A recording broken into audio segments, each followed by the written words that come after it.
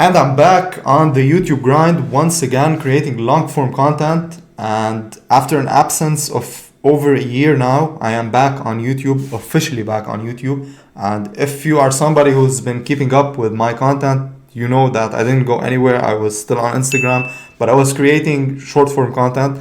But now I'm back to where the value really is, which is, in my opinion, long form content. I am going to be talking about tips that have helped me go from a skinny person to, I wouldn't say jacked, but I'm pretty much in shape. So I'm going to tell you how to put on muscle, especially if you're someone skinny, if you're someone who is struggling to put on weight. I'll give you tips, and I'll give you also mistakes that you can avoid in order to put on muscle properly.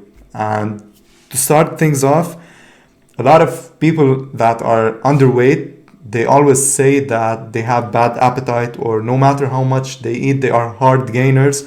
And this is something that is absolutely bullshit, in my opinion, because there's no such thing as hard gainer. And I like to compare the human body to a car. If you're not fueling up your car enough, you can't run on an empty gas tank. The second thing is the quality of the food that you are eating. You don't want to be putting random calories in your system. And this is a mistake I see a lot of guys doing. A lot of people would say that, yeah, I will start taking mass gainers, which are full of sugar and chemicals and are super unhealthy for you. And on the long term, you're going to feel them.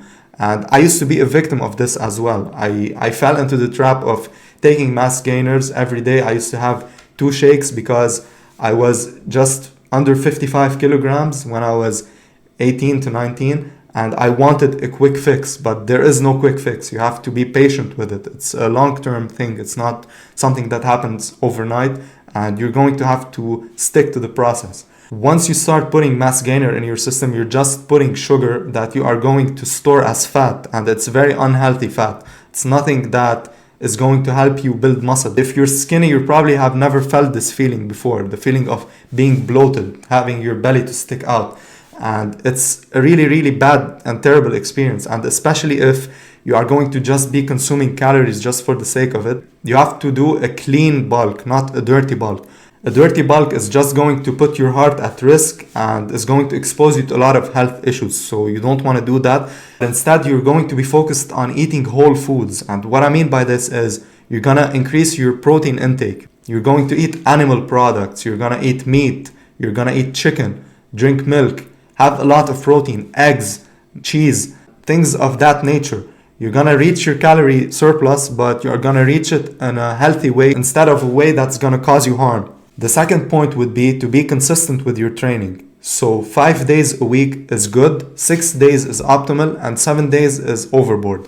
You don't want to be training every day. You want to give yourself 1 day to rest, but you don't want to rest too much. You're going to incorporate compound lifts, which are bench press, squats, deadlifts, movements that require the whole body to work together in harmony in order to grow as a whole. You don't want to be that guy that skips leg days. And trust me, I've been there. I went to the gym for 2 years on and off. I wasn't going every day, but I never squatted for over 2 years while training. But it's just a weak area for me because I did not have a good foundation for it. I used to go to the gym and focus more on targeting chest and shoulders and biceps, which made me consider my legs today as my weakest point. Even though I train legs 2 and sometimes 3 times a week, I still feel that I lack in that area, and I don't want you to go through the same thing. The third point is your lifestyle, and you have to focus on this as much as possible because your lifestyle is very important, especially if you're trying to gain muscle and grow as a person. You have to focus on living a healthy lifestyle. And I could remember when I was 18 to 19 years old, I used to go to school and then maybe university when I was 19, and then I would come back home, study for a bit, and then start gaming. And this was so terrible for my body because I would usually end up sleeping at 2 a.m. and then waking up at 6. And at the time, you don't even feel a thing because when you're young, you have a lot of energy and your testosterone is going through the roof.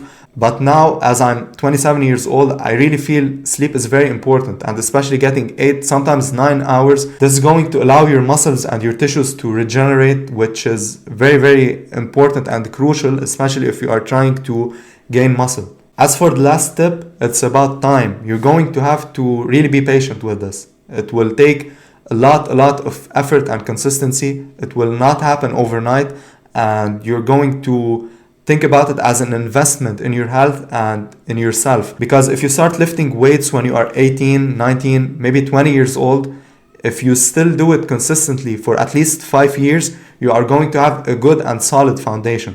So when I started taking the gym seriously, it was in late 2020 after the pandemic hit, and I was looking for a fresh start. I was around 23 years old, and now I'm 27, and I've really been consistent with it ever since. So 4 years later, I'm still going every day. I'm still optimizing my sleep, optimizing my health, and it's my number one priority right now.